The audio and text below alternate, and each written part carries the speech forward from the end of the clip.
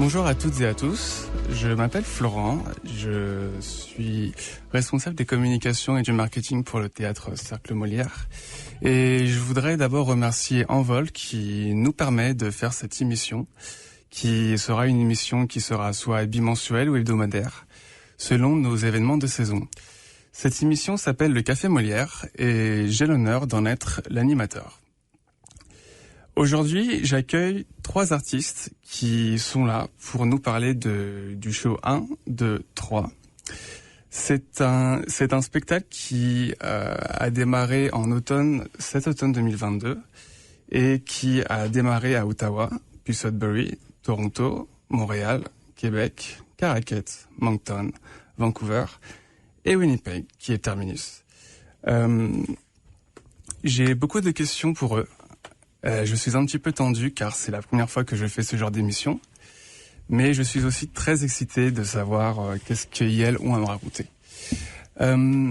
Pour débuter, j'aimerais que vous vous présentiez toutes et tous individuellement et si possible relativement court, environ 2-3 minutes s'il vous plaît. Chacun à votre tour. Bonjour, je m'appelle Gabriel Robichaud, je suis originaire de Moncton au Nouveau-Brunswick. Je suis auteur et acteur.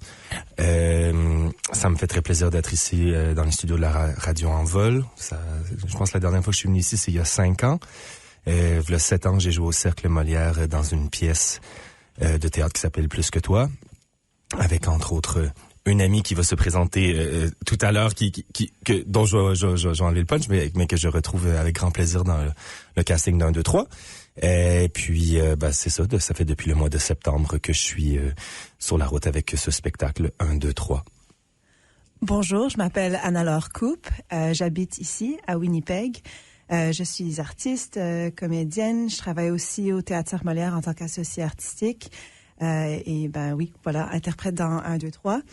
Et puis, oui, c'est moi, l'autre personne dans Plus que toi, avec Gabriel Robichaud. Mais en tout cas, c'est un plaisir d'être ici et de partager les ondes avec cette belle équipe. Bonjour, je m'appelle Corey Haas, je viens de Vancouver, je suis comédien, metteur en scène, créateur.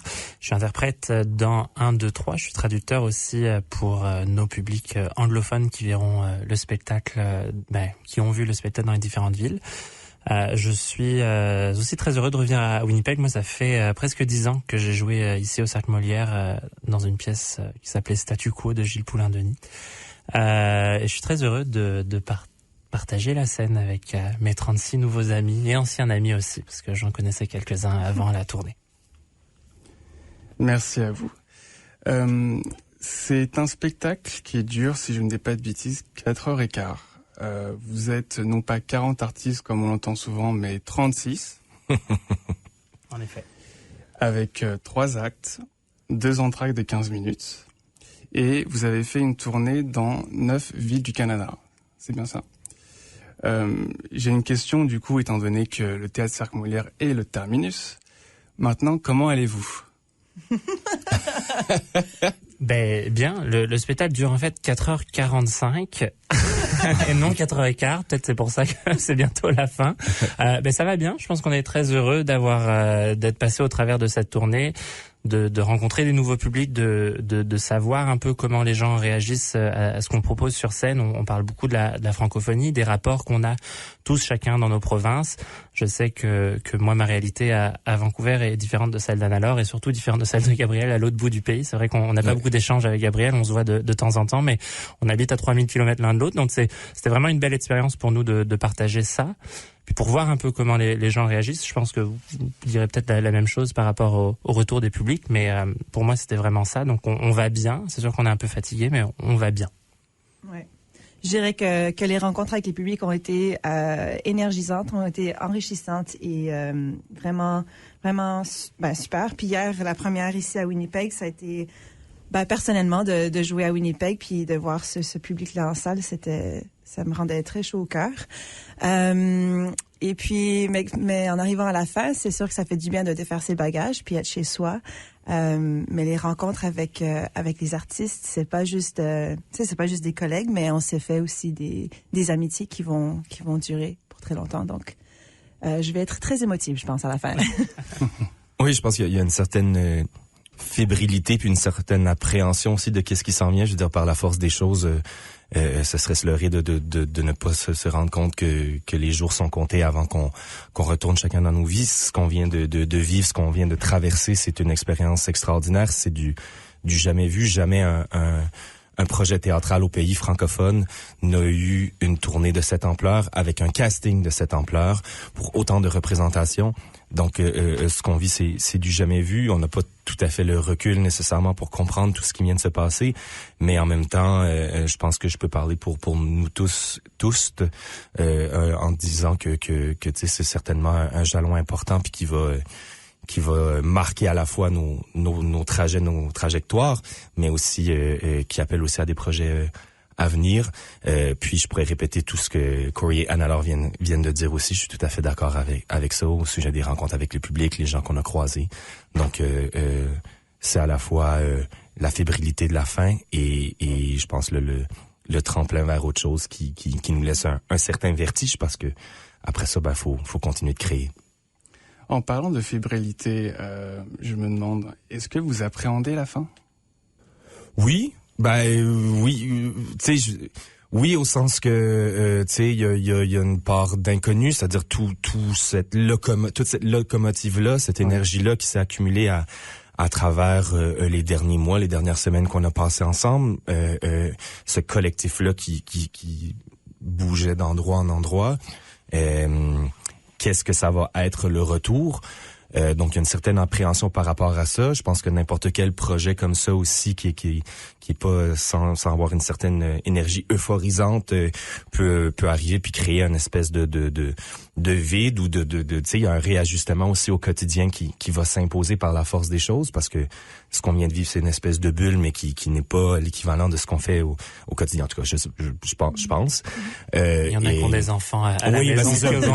Mais au-delà de l'appréhension, il y a quand même un grand bonheur. Je suis papa d'un petit garçon de 20 mois. Retrouver ma conjointe, retrouver mon fils, j'ai très hâte aussi. Donc, c'est sûr que l'horaire ne sera pas du tout le même de retour à la maison. Me coucher à minuit parce qu'un spectacle est terminé. Me coucher à minuit quand je suis avec mon fils puis qu'il se lève à 6 heures du matin, c'est beaucoup moins quelque chose que je fais, parce que après ça, les journées sont plus dures. Mais bon, appréhension, oui, mais en même temps, je pense que appréciation aussi. Mm-hmm. Puis de s'assurer qu'il y a une magie de la tournée qui va rester aussi dans nos vies. Comme pour moi, cette expérience, c'est aussi de m'assurer que malgré le fait que ça se termine dimanche, qu'il y aura plusieurs aspects de la tournée, que ce soit les rencontres avec les artistes ou avec les publics ou le processus de création, qu'un élément ou plusieurs éléments de ça restent en moi et que j'applique ça dans ma vie après la tournée. Mmh. Oui, mais je vais rien rajouter. Ils ont tout dit, mais c'est sûr que ce que le public voit, c'est vraiment le fruit d'un travail à 40 qui est vraiment impressionnant. Mais pour nous, c'est ce qui se passe en dehors de la scène. On passe vraiment toutes nos journées ensemble, toutes les soirées ensemble. Ça fait 3 mois qu'on est en train de manger dans des restaurants, de voyager, de sortir jusqu'à un peu plus tard que minuit parfois. Et donc c'est tout ça, ça va faire un gros relâchement, mais c'est sûr qu'on va apporter, je pense, ce qu'on a nourri pendant ces mois dans notre travail futur, chacun de nos côtés. Puis je pense que le réseau que ce projet a créé, ce que fait Mani au CNA aussi, va nous permettre de potentiellement continuer à travailler ensemble sous différentes façons dans les mois et les années à venir, on espère en tout cas. Ouais. Est-ce qu'il y a déjà des projets de votre côté qui sont déjà en préparation, des conversations? Parce que j'imagine que quand on est 36, il doit y avoir des liens qui se nouent avec des idées de projets qui peuvent se nouer, se créer, pourquoi pas même après se mettre en scène? Sûrement. Je pense qu'on en a déjà tous quelques-uns en développement. Parfois avec des gens qui font partie de la tournée, parfois non. Mais je pense que oui, en effet, là on est déjà en train de se dire on va venir te voir dans telle affaire, on va se retrouver à Montréal en avril. Mais c'est sûr que éventuellement des choses vont se développer. On a vraiment un rapport Québec hors Québec. On parle de ça dans le spectacle. On a un super réseau de la TFC hors Québec. Il y a beaucoup de projets qui se créent grâce à ce réseau. Mais c'est sûr que maintenant, avec ce projet aussi, on va essayer d'aller vers nos amis québécois qui sont dans le show, c'est sûr. Ben, Vous voulez ajouter quelque chose? Oui, non, en fait, je pense que ça résume tout à fait la situation. C'est-à-dire qu'il y a certainement des envies, des projets aussi, disons, qui existaient au préalable, qui sont relancés par la force des choses par ça, des envies qui sont là, des amitiés qui se créent, puis après, de là à dire, il y a quelque chose de tangible. Je pense que pour certains, je pense que oui. Je pense que j'ai eu des échos. Je veux pas en parler à leur place, mais des gens qui lançaient des projets, des idées puis qui sont déjà mises en marche. Mais je pense aussi que ça va se faire aussi avec le temps. Ces collaborations vont naître, advenir, se poursuivre. J'ai pas nécessairement autre chose à rajouter. Je reviens plus précisément sur 1, 2, 3. J'ai été très marqué par les 3 actes. Ça monte en intensité. Il y avait des fois où, sans même me rendre compte, j'étais cramponné à mon siège et j'avais cette espèce de accélération de mon rythme cardiaque et le souffle coupé parfois. Et quand j'en suis ressorti, j'avais encore plus de questions que lorsque je suis entré dans le spectacle après avoir lu la présentation du spectacle. Donc, question pour chacune d'entre vous. Comment expliquer 1, 2, 3 ? Comment est-ce que vous arriverez à l'expliquer en quelques phrases, quelques mots ? C'est 3 pièces de théâtre déjà, trois propositions différentes. Un spectacle qui a été créé il y a 10 ans par Mani Soleimanlou, qui est le créateur de ce projet un peu fou, un spectacle qui parle d'identité, un solo sur scène, un peu une thèse par rapport à ce qu'il a vécu en tant que personne née en Iran, qui vit au Québec, qui essaie c'est ça, qui participe à une quête identitaire. 2, c'est un duo avec un autre acteur sur scène, Mani et Emmanuel Schwartz. C'est un peu Mani le présente comme une antithèse à sa thèse qu'il présente dans 1. Puis 3, c'est une façon de rassembler 36 voix sur scène pour parler toujours de cette quête identitaire. Cette fois-ci, c'est la 3e version de 3, une quête identitaire par rapport à la francophonie canadienne. Et puis c'est très intéressant ce que tu dis parce que la dramaturgie de Mani, c'est de jamais répondre aux questions, c'est toujours en apporter d'autres. Et je pense que c'est ça le but, c'est normal ça fait 10 ans qu'il fait 1, il l'a joué 300 fois, mais il se questionne toujours, il trouve toujours des nouvelles choses par rapport à ce qui se passe en Iran, par rapport à ce qui se passe dans le pays. Donc ce questionnement perpétuel-là, il nous met face à ça dans chacun de ces projets. On a tous répondu à des questionnaires, on a tous participé à des longues discussions sur qu'est-ce que c'est la francophonie, le racisme, le genre, l'exclusion par rapport au Québec, tout ça.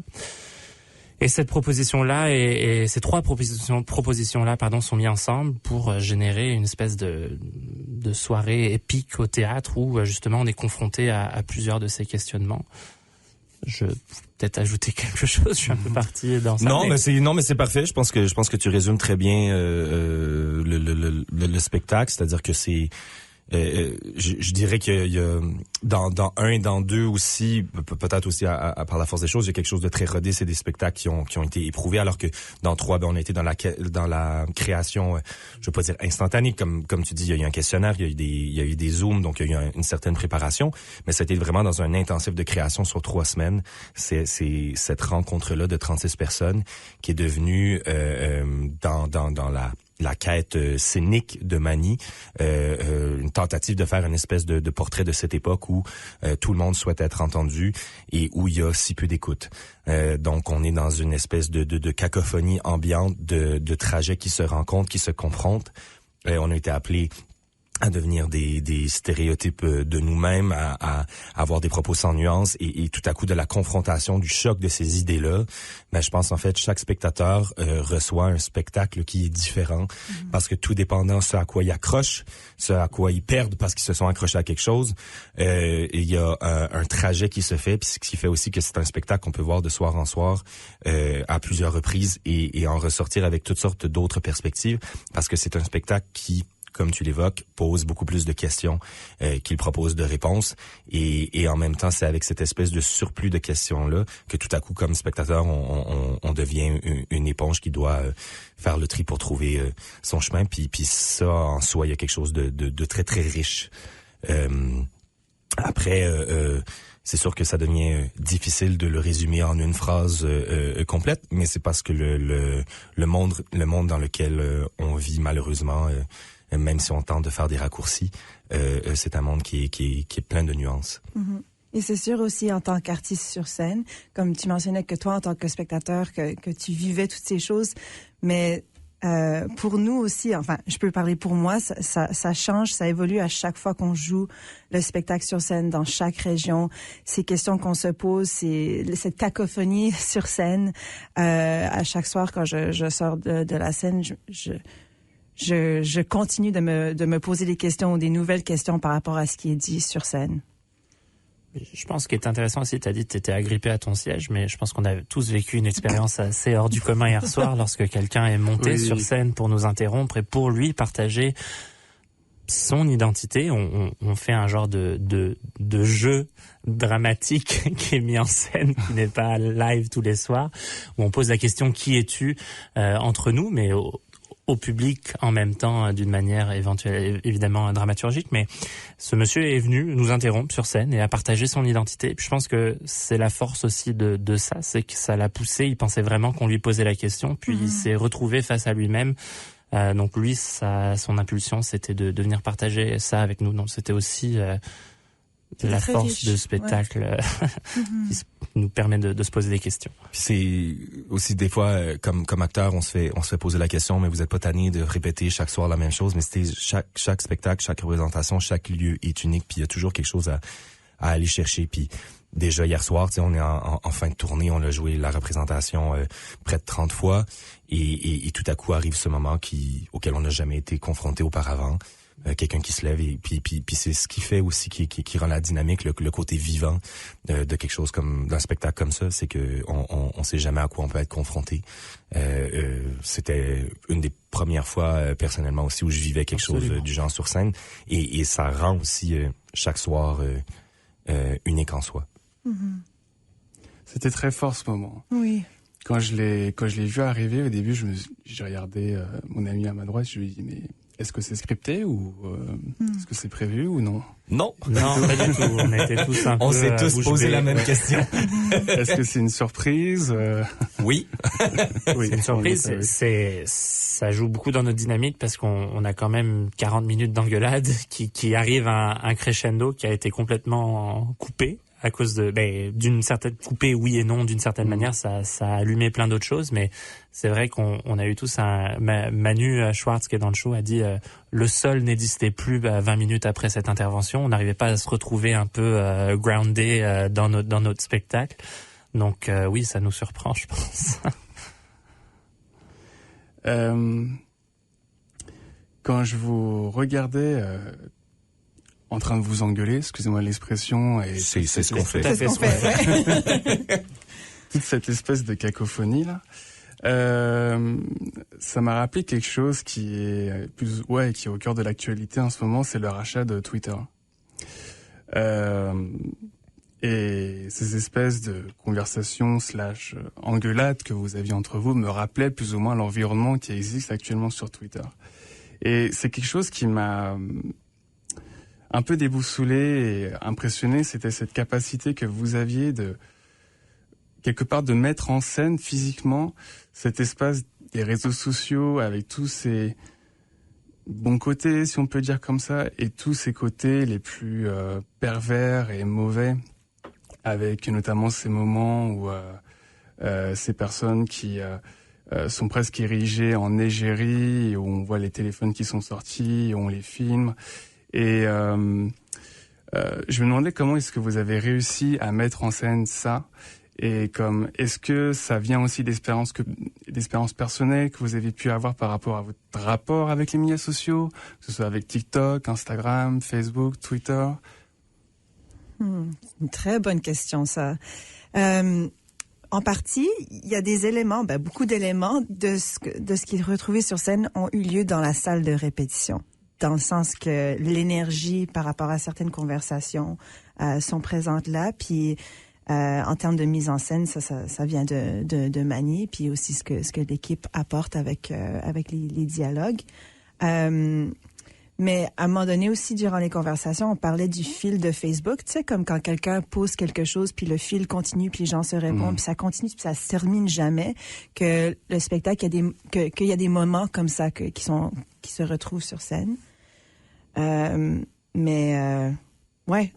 par rapport aux médias sociaux, I guess, personnellement, moi, c'est pas quelque chose que j'ai choisi de pas vraiment être présente sur les médias sociaux parce que, ouais, il y a un niveau de cette ça peut être très très utile, mais il y a aussi cet aspect d'engueulade et d'accord fort et je peux pas parler face à face avec quelqu'un pour partager ma perspective ou d'écouter cette personne puis voir ses réactions puis vraiment être à l'écoute de leur cœur, de leur corps, de leur voix. Et donc de jouer ça sur scène, je le ressens aussi. Mais ouais. Ben, puis il faut dire, dans le processus de création aussi, il y avait toujours quelqu'un présent en salle de répétition qui notait tout ce qui était dit. Ouais. Donc, il y en avait un énorme processus de verbatim où les conversations étaient retenues, les conversations qu'on a eues sur Zoom au préalable avant d'entrer en salle de répétition aussi, il y avait un verbatim qui existait. Les questionnaires qu'on a répondus aussi individuellement, il y a eu un tri. Et à partir de ça, c'est créé une série de scénettes, de dialogues entrecoupés. Puis tout à coup, à travers tout ça, aussi, mettons, les discussions, les dialogues ont été placés aussi de façon très frontale pour créer un conflit scénique, un conflit dramatique, où toutes les nuances qu'il y a pu y avoir ont été pratiquement évincées. Et la nuance dans le spectacle vient en fait de l'absence de nuance d'un interlocuteur par rapport à une autre personne qui a une absence de nuance. Et dans cette absence de nuance et toutes les prises de position et les opinions, tout à coup la nuance vient du fait que quelqu'un d'autre donne une opinion, on donne tout et son contraire, on rajoute, on divague, ensuite de ça on fait une digression, on revient, on va complètement ailleurs et c'est un peu ça, cette espèce de cacophonie-là des médias sociaux où tout à coup ces discours-là s'entrecoupent, s'entrechoquent et deviennent pratiquement à un moment donné, je pense que c'est Emmanuel qui dit on est rendu dans la post-modernité, oui. Le sujet n'existe plus en soi parce que le débat tourne un peu dans le beurre parce que justement cette phrase qui est dite aussi, cette époque où on a tant de choses à dire et où il y a si peu d'écoute parce que tout le monde veut se prononcer. Il y a également eu des moments où on a invité des gens à répondre à un propos qui avait été nommé. Puis ça, c'est tout des mécanismes, des procédés dramaturgiques qui ont amené des écritures ou des moments qui fait que chacun devient le porte-parole de soi, d'une parodie de soi sans nuance, et par moment d'un propos qui lui est propre, d'un propos qui lui a été attitré, d'un propos qui a décidé de répondre pour nourrir la pièce et la construction de la pièce, pour faire une transition, et tous ces mécanismes-là se sont entrechoqués pour donner cet objet-là. Donc, est-ce que ça a été tout à fait conscient? Non, je pense qu'on a été guidé là-dedans. Je pense que par moment, on a été appelé ou interpellé à réfléchir là-dessus et à voir comment on pouvait s'inscrire là-dedans. Et au fur et à mesure, c'est à travers la vision de Manny, de son équipe aussi qui l'entoure avec les conversations qu'ils ont eues. C'est eux qui avaient le droit de veto, puis nous, on devenait un peu les cobayes. Je sais pas si j'irais jusqu'à dire les cobayes, mais on devenait la matière à partir de laquelle composer ce trajet-là. Ouais, et parfois il y a des engueulades, des moments du spectacle qui sont exactement ce qui se sont passés en répétition. L'engueulade entre Jean-Marc et Daniel était exactement mot pour mot ce qui s'est passé le deuxième jour de répétition. Par rapport au Globe and Mail, je pensais vraiment que Jean-Marc allait frapper Daniel. Je m'attendais pas du tout à ça en répétition. Et on recrée ça tous les soirs. Et à cause de toutes ces conversations-là qu'on a eues, et puis l'écoute qu'on a dans la vie, l'amitié qu'on développe, on arrive à rentrer un peu dans cette bataille-là tous les soirs, parce que on a eu le temps d'évacuer certaines choses pendant la tournée. Mais ouais, c'est tout ce que Anna-Laure et Gabriel ont dit. Mais vraiment le propos par rapport à la rapidité de notre époque aussi, les gens reprennent la parole. Enfin, on redonne la parole aux gens à qui on a enlevé la parole. Mais il y a un certain individualisme qui s'installe. Tout le monde a son mot à dire. Et on nous laisse pas le temps. On veut tout réparer maintenant dans le monde. Et malheureusement, ça va prendre un peu de temps. Donc c'est un peu ça aussi le vrai propos aussi du spectacle. On s'amuse beaucoup à s'engueuler. Oui, je veux dire, c'est-à-dire que là, on est dans le jeu. Je pose la question des fois parce que les engueulades, et ça répond à une de mes interrogations, c'est que cette espèce d'engueulade au début entre, je me rappelle plus de leur prénom. Jean-Marc et Daniel. Jean-Marc et Daniel, au moment où ils en viennent presque commun, à un moment donné, je les regarde et je me dis, mais il va vraiment lui mettre un pain, quoi. Mais c'est quand même du théâtre. On a quand même Oui, puis l'engueulade scénique a quand même... C'est verbatim, c'est les mêmes mots, mais l'engueulade scénique aussi, les deux, ils poussent et en mettent et ils en rajoutent de la même façon on le fait tous, en fait. On met puissance, plus. Mettons ce qu'il y a eu en salle de répétition. Des fois, les échos sont similaires, mais ça fait partie du jeu. Et il y a vraiment un plaisir aussi à trouver comment mieux s'engueuler, comment mieux collectivement laisser la place à une engueulade ou à un propos, comment créer un brouhaha pour ensuite de ça s'assurer que la réplique suivante soit audible, et trouver aussi des moyens de nourrir cette engueulade-là entre nous en fonction des archétypes qu'on doit incarner, chacune d'entre nous sur scène. Ça aussi, ça s'est construit au fur et à mesure que le spectacle se joue, au point où même des fois on sort de scène, puis je me souviens maintenant avec Dominique, elle dit tu dois maillir à ce moment-là. En tout cas, moi je maillis quand je te fais ça, mais tu parles, puis là je te fais un signe avec ma main pour ridiculiser ce que tu dis. Elle dit je suis vraiment désolé, mais j'ai pas le choix. Puis je fais c'est parfait. Oui, je t'haïs quand tu fais ça, mais je veux dire c'est exactement ce que tu as besoin de faire. Fait que tu sais c'est ça aussi. On prend à un moment donné c'est du jeu. On sort de scène puis on est amis là. Il y a pas de ressentiment ou quoi que ce soit là. C'est une chose aussi que je reviens toujours par rapport à ces médias sociaux, c'est que vous avez, je trouve, réussi presque à la perfection, disons-le, à refléter cette espèce d'époque où effectivement tout le monde, entre guillemets, veut dire son avis, et où en même temps cette espèce de paradoxe où on a l'opportunité de tout dire, et on n'a pas l'opportunité de tout lire, en fait. Parce que tout va de plus en plus vite. Que ce soit le fil sur Facebook qui se réactualise sans cesse, Twitter, encore plus avec TikTok désormais, ces espèces de nouveaux formats de vidéos qu'il faut systématiquement scroller de plus en plus, ou parfois on va passer moins d'une seconde à regarder une vidéo pour ensuite enchaîner sur une autre. J'ai même vu que vous aviez fait cette vidéo TikTok. Vous pourriez m'en parler un petit peu? Est-ce que c'est la seule vidéo TikTok qu'on a fait? Je crois qu'il y en a 2 ou 3. On parle du premier? De la première. Ok. Ça, c'était, j'ai envie de dire, peut-être la première semaine de répète, vers la fin de la première semaine de répète.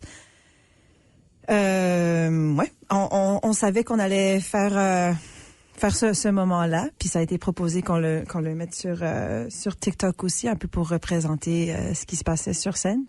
Donc on a fait ça ensemble un peu durant la pause. Puis... Ouais, parce que au début je m'étais dit c'est juste quelque chose de communication, c'est juste un outil de communication pour peut-être attirer les plus jeunes, mais à partir du moment où j'ai vu le spectacle, tout d'un coup, ça prend son sens, quoi. Et j'avais déjà pu avoir un accès aux photos de casting, aux photos de production, aux photos de répétition, et j'avais vu ces images où on vous voit avec vos téléphones, avec toutes les personnes derrière ou sur les côtés, et ouais, voilà. Enfin, ça m'avait juste agréablement surpris cette manière que vous avez dans vos spectacles de rajouter TikTok, qui pour moi est un peu un tour de force, quoi. Vous êtes familière avec TikTok ou pas du tout? Pas du tout. Pas du tout. Moi non plus. Ma conjointe, c'est sa façon le soir de décrocher, elle se met à écouter des vidéos TikTok. Moi, je lis pendant ce temps-là. Ouais. Chacun ses manières. Mais non, pas du tout. Moi, j'avais aucune idée de qu'est-ce qui... je comprenais qu'il y avait quelque chose, mais c'était pas... Ouais. C'est ça, le moment vient dans un spectacle après un moment assez lourd, on veut pas trop en dévoiler, mais ça montre aussi la folie de passer à quelque chose de très grave, à quelque chose de très léger dans une demi-seconde, qui aussi représente bien notre époque, la façon dont on stan des événements douloureux, la façon dont on a parlé de l'Ukraine pendant un mois, puis on n'a plus rien dit là-dessus après. Donc tous ces commentaires-là, on les retrouve aussi dans le spectacle. Je pense que Orange Noyer, la compagnie Mani et Xavier qui produisent le spectacle, ont une bonne façon aussi de faire de la communication grâce à ça, de toujours jouer avec un peu ce qui est méta dans le spectacle et dans la théâtralité de notre spectacle, avec les communications aussi. Donc je pense aussi que c'est ça le but de partager cette vidéo sur les réseaux sociaux. Ouais, on a toujours un pied dedans et un pied dehors. Ouais. C'est-à-dire pas forcément de se regarder faire, mais juste il y a toujours un décalé. Et ce décalage-là aussi fait en sorte qu'on est capable de constamment parler de choses sérieuses, mais ensuite de ça, d'être capable de prendre une distance par rapport à la lourdeur qui pourrait être soupçonnée avec ce sérieux-là. Puis ça, je pense que c'est vraiment une des richesses du spectacle. Et ce qui pourrait être interprété comme un décrochage ou un cabotinage, en fait, rend la chose beaucoup plus digeste et permet, je pense, de prendre aussi une distance par rapport à ça, puis de constater.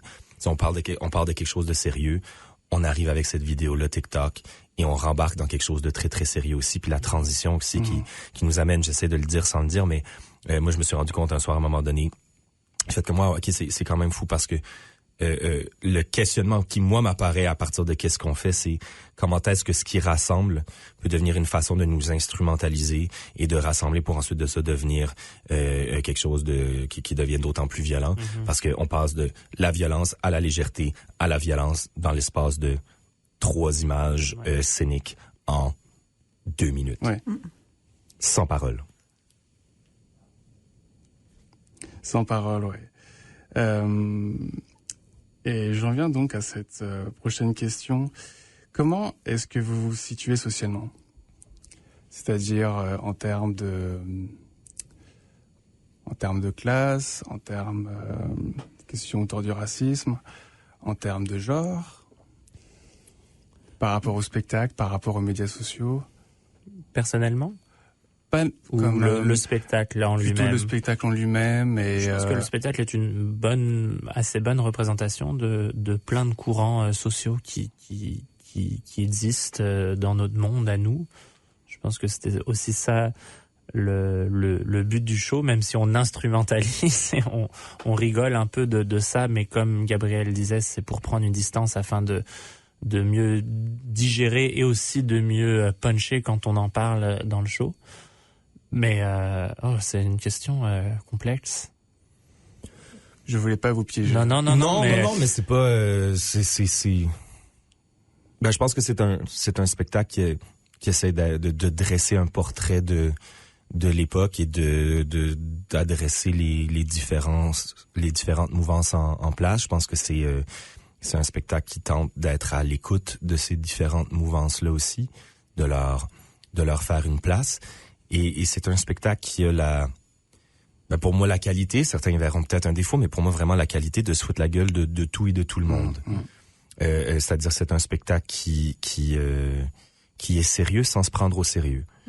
Puis je pense que ça fait partie de la grande richesse où je pense que n'importe qui peut être offusqué par un certain propos va finalement trouver son compte parce qu'il se rendra compte que tout le monde, en fait, à un moment donné, y passe. Le texte qui présente le spectacle en fait bien état. Il y a une espèce d'avertissement, mais tout le monde sera ridiculisé et en même temps tout le monde sera présent. Puis tout le monde, en tout cas, il y a cette volonté là. Donc et je pense que tout dépendant la place qui est faite, c'est sûr que Je pense qu'on sent un certain désir d'inclusion. Et en même temps, il y a une place qui est faite à beaucoup de discours. Et même des discours contraires. Et on épluche les identités. On commence en étant des représentants de la francophonie canadienne. Mais on se rend compte personne n'est qu'une seule identité. On a beaucoup parlé des identités meurtrières d'Amin Maalouf dans les répétitions, oui, on est tous porteurs d'une identité principale qu'on revendique, mais qu'on est fait de beaucoup d'identités différentes. Et je pense que c'est aussi ça, c'est pas seulement la couleur de notre peau, d'où on vient, ou notre langue. On est fait d'un amalgame d'identités, et puis on essaye d'éplucher ça au travers du spectacle, tout en représentant ou rendant visible potentiellement des identités qu'on voit moins souvent sur scène. Et que comment on s'identifie est pas quelque chose de statique, c'est quelque chose qui évolue et qui va toujours évoluer, puis que c'est à nous aussi d'être à l'écoute de cette évolution de nos identités et des autres.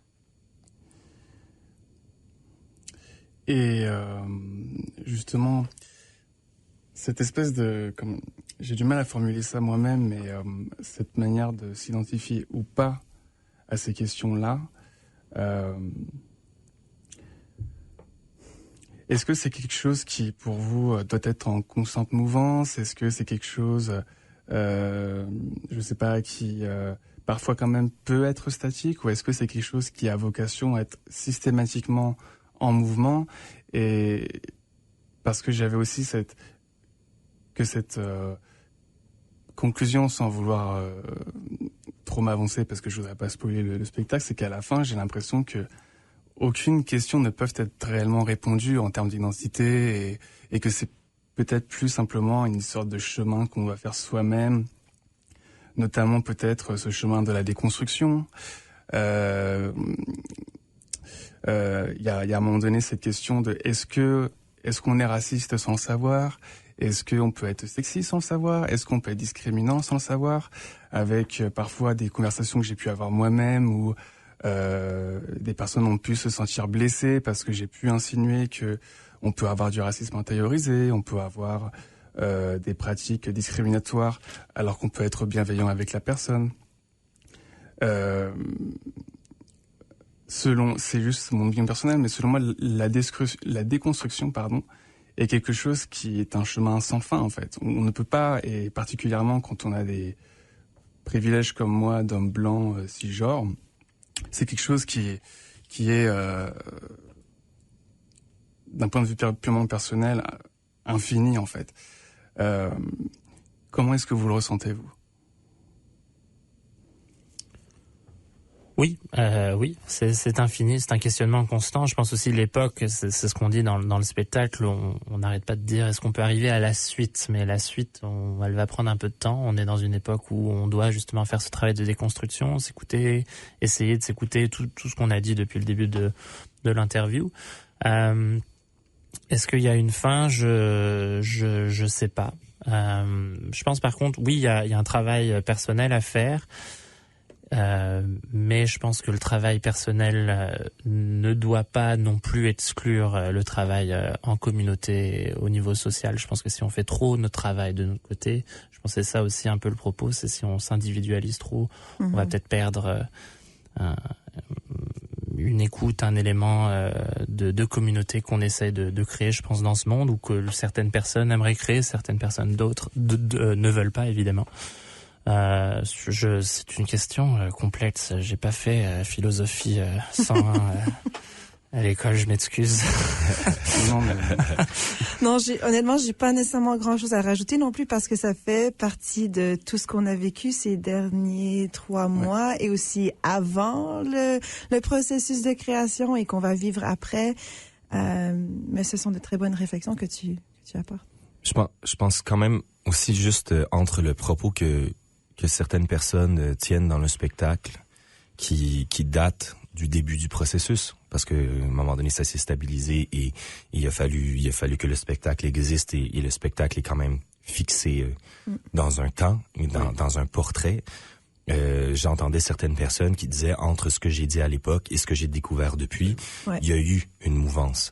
Et c'est-à-dire que ce que je porte aujourd'hui, je ne le porterai pas de la même façon que je le portais à l'époque. Ceci dit, je comprends très bien que je suis aujourd'hui dans le spectacle une fonction dramatique, dramaturgique, conflictuelle, et que ma posture d'individu qui a été en mouvance et qui serait autrement aujourd'hui n'est pas importante. N'est pas importante d'un point de vue dramaturgique pour l'utilité du spectacle et en même temps constater que la progression qui s'est faite ou la mouvance qui a été entamée était intéressante. Puis je pense que de la même façon aussi que personnellement, je porte un propos dans le spectacle où 85% de qu'est-ce que j'évoque dans un monologue où je pète ma coche, c'est pas forcément mon point de vue personnel. Mais en même temps, j'ai beaucoup de plaisir à le faire et à l'incarner. Et la façon que je réponds à la personne à qui je réponds, ce n'est pas un individu que je viserais de cette façon-là. Et du tout, pour ces raisons-là que j'évoque. Ceci dit, ça a sa place dans le spectacle. Mais cette mouvance-là, puis ça fait partie du jeu. T'sais, mais cette mouvance-là, on commence le spectacle en évoquant le Qigong médical qui évoque que la base de notre souffrance éternelle, ce serait notre tentative de fixer notre identité dans une case ou dans un cadre. Et je trouve quand même que... De quoi tu parles? De quoi tu parles, ouais. Mais cette idée-là que de fixer quelque chose dans le temps, tout à coup, ça nous empêche de continuer de bouger alors que tout le monde dans lequel on vit est en mouvement constant. Fait que je trouve ça intéressant aussi d'amener cette perspective-là, puis je pense que ces questions-là qui sont posées sont amenées vers cette espèce d'ouverture-là. Avant que le spectacle existe, moi, quand je donnais des ateliers dans les écoles, je disais souvent, je viens pas vous présenter la vérité avec un la majuscule, je vous présente ma vérité avec un ma minuscule, parce que pour moi, la vérité, ça existe du moment où quelqu'un croit dans quelque chose, et la vérité, c'est quelque chose qui est toujours en mouvement, même pour un individu. Donc, je vous disais, ce que je vous présente aujourd'hui, c'est ma vérité du jour, mais je me laisse la chance que demain j'arrive, je fasse, je suis désolé, hier je vous ai menti, parce qu'aujourd'hui, je pense à autre chose. Puis je pense que c'est cette espèce de chemin-là qui est infini, qui est constant, mais je pense que ça fait partie de l'existence. Je vous ai vu sourire tous les deux. Ah oui, non, on parlait de... Non, mais on sourit parce que ce que tu viens de dire, Gabriel, ça fait partie du show. J'ai envie que les gens viennent voir pour vraiment comprendre. Ouais. Puis même, tu sais, tous les soirs, on s'attache à des moments différents du spectacle aussi. Il y a des soirs où le rapport Québec hors Québec va beaucoup m'intéresser, puis d'autres soirs beaucoup moins. Je vais me retrouver intéressé avec la laïcité ou la section sur le genre. Donc même à l'intérieur du spectacle, même si c'est en soi figé, c'est répété, on refait la même chose tous les jours, il y a quand même un petit espace, des petits moments pour improviser, pour avoir des réactions différentes par rapport à ce qu'on entend. Puis on fait beaucoup d'écoute. C'est un spectacle qui dure 4h30, mais nous on est sur scène presque 2 heures. C'est long 2 heures d'être à l'écoute constante de 40 personnes qui ont des choses différentes à dire. Donc des fois on décroche, des fois on va se pencher plus sur certaines choses, plus sur d'autres choses. Donc même là, à l'intérieur de la trajectoire de chaque soirée, il y a un mouvement. C'est pas statique. Puis je pense que ça aussi, ça répond un peu à cette question de c'est continu. On va s'accrocher à des choses différentes chaque soir potentiellement. En tout cas, moi, oui. Et les publics aussi, en fait. Absolument. De ville en ville, d'endroit en endroit, les choses n'ont pas résonné de la même façon. Les propos aussi qui viennent de personnes ou d'individus qui sont tirés de différentes régions aussi résonnent de façon beaucoup plus importante dans certaines villes où il y a une sensibilité par rapport à certains enjeux qui sont amenés. Puis ça aussi, forcément sur scène, ça change notre écoute. On finit par écouter en partie aussi comment la salle écoute et reçoit. Et on se nourrit. C'est un rapport constant. Je veux dire, s'il n'y a pas de public, on n'est pas en spectacle, on est en répétition. Alors que là, tout à coup, il y a cette espèce de chemin-là aussi qui se fait, qui rend la représentation dynamique. Oui, on passe de 900 personnes à 65 personnes le prochain soir. Ça fait un petit choc parfois aussi. Justement, cette question du public, Vous avez déjà eu, après, des conversations avec le public après le spectacle, où des personnes sont revenues vers vous pour vous poser des questions, pour vous dire que ça leur a fait beaucoup réfléchir, ou même potentiellement des gens qui ont pu peut-être être un peu virulents avec vous sur les questions, parce que vous abordez des questions qui sont... je connais plus le contexte en France, étant français, mais je sais que les questions autour de la laïcité sont des questions qui sont extrêmement difficiles à aborder dans le débat public, et que chaque mot que vous allez dire, chaque phrase que vous allez dire va être scrutée, particulièrement si vous êtes une personnalité publique et que vous faites un tweet, par exemple. Vous avez intérêt à savoir ce que vous faites, parce que sinon vous allez vous faire allumer sur la place publique. Est-ce que du coup, vous avez eu, je suis curieux de savoir un peu les réactions que vous avez pu avoir. En termes de conversation live avec les publics après les représentations, pour moi en particulier, ça va se passer beaucoup plus ici, puisque je suis chez moi, puis c'est des amis, de la famille, etc. Mais durant le spectacle, il y a des moments où les gens sortent, ils quittent parce que ça peut être, je sais pas les raisons nécessairement, mais c'est peut-être, un moment parce qu'ils sont frappés par quelque chose, que ça les rend émotifs ou inconfortables, ou ils ont besoin d'espace pour respirer, ou peut-être qu'ils vont revenir plus tard dans le show aussi. En tout cas, ça c'est juste un exemple. Ouais, il y a des fois aussi des réactions vocales durant le spectacle. Je me souviens dans les premières représentations, à un moment donné, Corey, on pourrait arrêter de gueuler pendant 2 minutes, puis c'est en début de représentation, puis je me souviens qu'il y a crié « Ouais! » Je fais « Oh, toi, ta soirée va être longue, parce qu'on n'a pas fini de gueuler, on n'a vraiment pas fini. » Mais après, des fois sur les médias sociaux, moi, je sais que j'ai vu certaines réactions, mais généralement, ces réactions-là, quand elles arrivent, elles parlent beaucoup plus de la personne qui les a, j'ai l'impression, que du spectacle. Il y a eu des gens qui ont mieux aimé, d'autres qui ont moins aimé, des réactions qui, moi, m'ont été partagées. J'ai une tante qui vient souvent au théâtre lorsque je joue, puis qui m'a dit j'ai pas été capable de me coucher avant 3h30, de dormir avant 3h30. J'étais surstimulé, habité par ces questions-là. Je savais pas trop. Il dit j'ai quasiment envie d'y retourner aujourd'hui, mais là je sais pas. Il faut que je fasse des choses à la maison. Elle est pas venue finalement, mais moi c'était la première fois qu'elle venait voir un spectacle, puis qu'elle me disait je vois un spectacle que tu fais, puis la représentation était en après-midi. On a fini, il était peut-être 20h. Puis 3h30, toujours en train de penser au spectacle. Le lendemain, un brunch familial. Il y avait quelque chose de très émouvant pour moi de découvrir ça.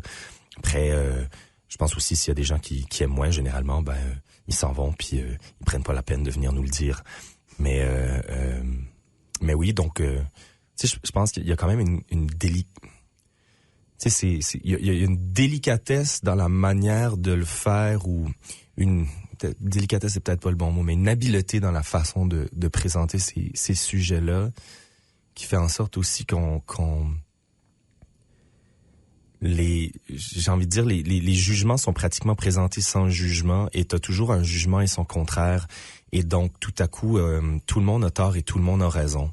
J'ai l'impression que ça nous aide à nous sortir de ces pièges-là, un peu stériles, où tout à coup le propos devient interdit.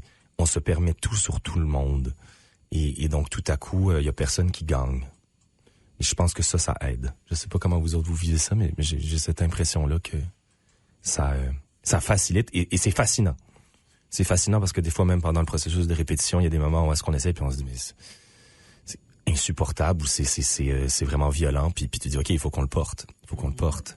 Et en même temps, du moment où on le porte, puis comme on le porte jusqu'au bout, tout à coup, ce moment-là, il existe, et il se peut. Parce que dans cette cacophonie-là, normalement, si on est représentatif de cette cacophonie-là, ce moment-là, il existe dans cette cacophonie-là, qu'on soit d'accord avec ou pas. Et la charge semble être lourde, parce que si après tu viens t'excuser auprès de ton ami, collègue, je suis désolé, je voulais pas te dire ça, mais c'était exactement ce qu'il fallait faire. J'essaie d'imaginer un peu qu'est-ce que ça doit être de faire ça 30 fois au cours de la tournée, quoi. C'est beaucoup, c'est sûr, mais il faut aussi se rappeler que c'est un métier. On est des interprètes. Oui, on porte des paroles, des choses qui ont été dites, ou on porte un sujet, un conflit, mais aussi on est là pour avoir ce débat, pour avoir ces conversations avec les gens, parce que c'est ça le théâtre. Et comment est-ce qu'on passe, du coup, je reviens à la description du spectacle, comment est-ce qu'on passe du jeu au nous? Est-ce que c'est même envisageable dans la période dans laquelle on est? Est-ce que c'est possible? Perso, quand je regarde les réseaux sociaux, je vois cette espèce d'ambiance ou presque de volonté de détruire l'autre verbalement, quoi. C'est-à-dire que paradoxalement, des personnes qui pourraient très bien s'entendre dans la vie de tous les jours, disons dans la vie réelle, qui pourraient même s'écouter parler, sur les médias sociaux, il y a cette espèce de dépersonnalisation de l'opinion de l'autre et même de la personne en tant que telle, quoi. Et c'est aussi ça que j'ai trouvé que vous avez vraiment bien réussi à mettre en scène. Est-ce que, je reviens à cette question, est-ce que le nous est possible? On mettra un tweet quand on aura la réponse. Tagra. On fera un TikTok, puis un tweet. TikTok, tu verras la réponse. Non, c'est une bonne question, mais je pense que ça dépend du niveau de cynisme ou d'espoir que tu as en toi. Mais oui, un jour, j'espère, j'ose l'espérer en tout cas. Mais je pense que nous, on a la chance d'explorer ces questions de manière théâtrale et de faire de l'art pour essayer d'y répondre. Puis je pense que déjà ça c'est un pas vers quelque chose, on l'espère. Mm-hmm. Mais je sais pas. Personnellement en tout cas. Mais j'ai envie de dire que cette série de jeux est potentiellement un nous actuel. C'est pas forcément le nous idéal, mais c'est un nous malgré nous, ou un nous malgré je, ou malgré cette série de jeux. Je sais, là, ça devient un peu conceptuel, mon truc, mais en même temps, je pense que de prendre cette distance-là et de constater cette série de jeux qui semble mener à l'échec, c'est peut-être le meilleur moyen, en fait, tout à coup, de commencer cette déconstruction-là, puis essayer de voir comment, à partir de là, les ponts peuvent être faits, parce que, oui, il y a eu souvent des confrontations dont on est témoin, mais au-delà de ces confrontations-là dont on témoigne comme interprète sur scène, mais par la force des choses, il y a un nous qui s'est créé. Et on a été capable d'aller plus loin que ça. On demeure dans le jeu. Après, il y a certainement des enjeux sur lesquels on n'était pas forcément d'accord comme individu, qu'on aborde moins ou qu'on creuse moins entre nous parce que on se rend compte que c'est peut-être pas utile d'y aller. Mais en même temps, je pense que le premier pas vers le nous, c'est de constater la limite de notre ensemble de jeux. Puis peut-être qu'on a besoin de passer par là. Et ça peut être un mal nécessaire, ça peut être frustrant, mais je pense qu'il y a ce mur dont on parle et là potentiellement, puis je pense que c'est à nous d'y faire face et de trouver comment le surmonter, le contourner ou le détruire, tout simplement. C'est le propre de bien des murs d'éventuellement tomber. Espérons-le. J'entends beaucoup cette idée de... Anne-Laure, tu voulais dire quelque chose? Non, je fais quoi? Aucun mot, c'est comme dans son personnage dans le spectacle. Non, j'allais juste dire que je fais écho à ce que Corey a dit. Ouais. Mais par contre, c'est vrai, certains d'entre nous ont visité le musée des droits de la personne hier. Puis c'est sûr que en voyant certaines des choses qui se passent dans ce musée-là, qui viennent nous frapper vraiment violemment quand on en ressort, on a un petit peu d'espoir avec ce spectacle. J'ai l'impression d'avancer vers quelque chose qui va nous réunir. Parce que je pense qu'on commence à le voir, puis je pense que le musée est vraiment un endroit incroyable qui nous montre un peu les atrocités qu'on a pu faire vivre aux gens dans ce monde-là. Mais il y a aussi l'antithèse de ça qui est un courant un peu humaniste, un peu rassembleur. Je pense que oui, en effet, on y arrivera, mais comme dit Gabriel, c'est peut-être frustrant tout de suite, mais ça va prendre un peu de temps. Mais c'est une version d'un nous dans lequel on vit tout de suite. Ok. Je suis français et je viens d'un pays qui doit être la 5e ou 6e puissance économique mondiale, qui a qui est connu pour avoir colonisé pas mal de pays. Et je dis ça simplement parce que je ne me suis vu, que ce soit par rapport à ma classe sociale, par rapport à ce que je suis, en tant que minorité en fait. Et c'est quelque chose que j'ai découvert comme sujet à partir du moment où j'ai posé les pieds au Canada, au Manitoba, à Winnipeg. Est-ce que vous voyez en tant que minorité, que ce soit linguistique, que ce soit culturel, que ce soit social? Je pense, nous trois, on est hors Québec, donc nous sommes... Gabriel vient d'une province bilingue officielle où le Premier ministre ne parle pas français, donc oui. Je pense qu'on se voit comme des minorités linguistiques dans nos endroits de travail, en tout cas. On se bat fort pour pouvoir faire du théâtre en français dans nos villes, je pense, le dire pour tout le monde ici. Oui. Mais ça revient à cette idée-là où nos identités sont multiples. Donc oui, je suis un homme blanc, je suis privilégié, je viens d'une classe moyenne, je suis français aussi et canadien. Mais je porte en moi cette minorité-là dans le monde où je vis à Vancouver, c'est de faire du théâtre en français. Mais ça veut pas dire que je suis nécessairement minoritaire d'autre façon, mais c'est une de mes minorités, on va dire, où je me sens dans un endroit minoritaire, oui. Ouais, c'est ça. En fait, on parlait de déconstruction du regard ou de décolonisation du regard. Puis, disons, l'histoire avec laquelle j'ai été élevé était beaucoup axée autour de ce statut de francophone minoritaire, et que c'était au cœur de l'identité que j'avais.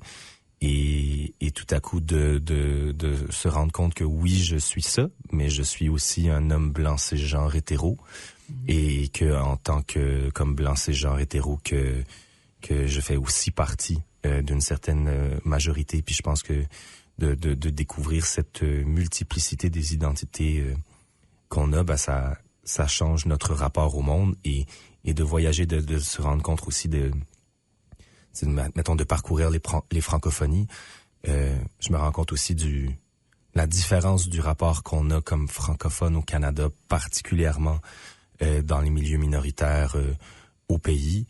Le rapport qu'on a à la langue, et la langue avec l'identité, ou la langue comme statut minoritaire, à quel point c'est différent dans d'autres francophonies dans le monde.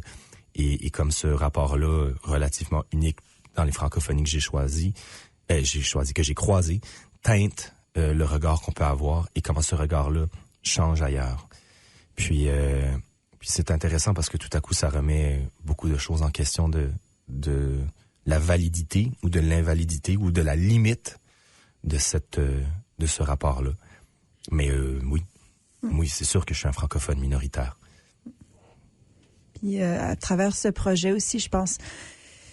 Je sais que je vis en tant que francophone minoritaire au Manitoba, mais c'est comme si à travers le fait de voyager, de découvrir différentes communautés francophones, ça comme réenrichit ou donner comme une motivation, une genre d'énergie pour revenir et savoir et être fier de parler, de travailler, de vivre en français, d'être une artiste en français, et d'avoir ce besoin et cette envie de poursuivre ça ici. Est-ce qu'il y a une question que vous auriez aimé que je vous pose? C'était quoi ta partie favorite du show? Tu veux dire un moment précis? Parce que je voudrais pas non plus le dévoiler au public, mais... je sais pas, non, je suis curieux. Ouais. Moi... Ça doit nous inclure aussi. Donc, ah oui, c'est attention. Hein. Non, c'est quoi ta partie préférée avec nous dedans? C'était vraiment ce moment-là où je me rappelle plus de son nom, mais il est hissé par vous vers le haut, et il y a tous ces téléphones portables qui le filment à ce moment-là. C'est Gabriel qui est devant toi. C'est toi? Non, mais il me semblait qu'il y avait aussi une autre personne à un moment donné où les téléphones, avec les téléphones fixes du moment où est-ce que justement Bah, c'est Le ça. monologue de Le Gabriel. monologue du Ouais. grand-père. Oui, ah ouais, excuse-moi. Alors, Non, mais c'est pas grave, c'est pas grave. Et ouais, je sais pas, ça m'a beaucoup frappé tout ce moment qui était à la fois très intense et qui reflétait bien, je trouve, le monde occidental dans lequel on vit, quoi. C'est-à-dire que tu passes sur ton fil Facebook, par exemple, d'une vidéo terrible ou alors très intéressante sur une personne, et la vidéo d'après, c'est une vidéo de chat, quoi. C'est tout bête, hein, mais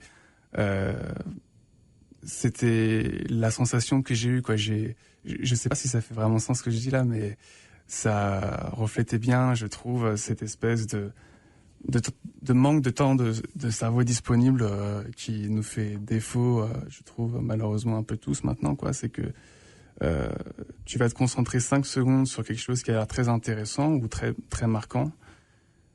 Mais il y a tellement de choses autour de toi maintenant, en termes d'images, en termes de vidéos, en termes de publicité, que c'est toujours plus difficile de se concentrer sur une seule chose à la fois, de prendre le temps d'avoir un esprit critique, de pas avoir les choses en noir et blanc, mais plutôt en nuances de gris parfois.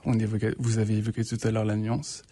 Et cette espèce de perte de nuance et cette espèce aussi de perte de repères où les images les plus atroces vont être les plus partagées sur les médias sociaux. C'est quelque chose que j'avais vu aussi, c'est que par exemple, c'est extrêmement facile de diffuser une fake news, mais c'est d'autant plus difficile de débunker cette fake news. Et comme je sais plus exactement le temps que c'était, mais ça va te prendre 5 minutes pour faire une fake news. Ça va te prendre facilement 2-3 heures pour la débunker, pour remonter à la source, voir qui c'est qui a fait ça. Et je sais pas, je me mélange un peu là, mais c'est toutes ces questions-là qui m'ont traversé l'esprit à ce moment précis, quoi. Super. Je pense que c'était peut-être pas mon moment dont tu parlais, mais ce moment silencieux où est-ce qu'il y a la série des téléphones qu'on regarde. Ah, oui. Donc, je comprends ta confusion. Je ne fais pas effectivement partie de ce moment. Est-ce que vous avez autre chose à rajouter? Non, merci Florent. Merci Ouais. beaucoup. Merci à vous. Ça a été assez émotionnel pour moi aussi, que ce soit le spectacle ou cette émission. C'était la première que j'ai fait et il va y en avoir bien d'autres. J'aimerais remercier Envol 91 qui nous permet de faire cette émission, donc qui s'appelle Le Café Molière. On n'a pas encore notre logo, mais ça arrive bientôt, désolé pour ça. Je vous rappelle que 1, 2, 3 est joué du 17 au 20 novembre, donc il reste seulement 3 dates. Donc dépêchez-vous de prendre vos billets si ce n'est pas déjà fait. Je rappelle également notre système de tarification sociale qui vous permet de venir gratuitement voir le spectacle, qu'il n'y a pas de justification à donner. Les billets sont de $0, donc gratuits, $15 pour le billet économique, 30 pour le billet régulier et $40 si vous voulez, si vous avez l'argent à dépenser via ce billet de soutien. Je rappelle également que ce 26 novembre, on a 2 ateliers qui vont être joués, qui vont être proposés au public. Un atelier de comédie musicale pour les 14 ans et plus, ainsi qu'un atelier de marionnettes pour les 6 à 9 ans. Et je vous propose à ce que l'on se retrouve la semaine prochaine pour parler de Antigone, qui est actuellement joué du 17 au 27 novembre au Théâtre Cercle Molière. Merci à vous et passez une bonne journée. C'était le Café Molière, un balado du Théâtre Cercle Molière en collaboration avec la radio Envol 91 FM. Si vous avez aimé cet épisode, n'hésitez pas à vous abonner sur nos réseaux sociaux. Vous pouvez également retrouver l'ensemble de nos épisodes sur les plateformes d'écoute en ligne et sur cerclemolière.com.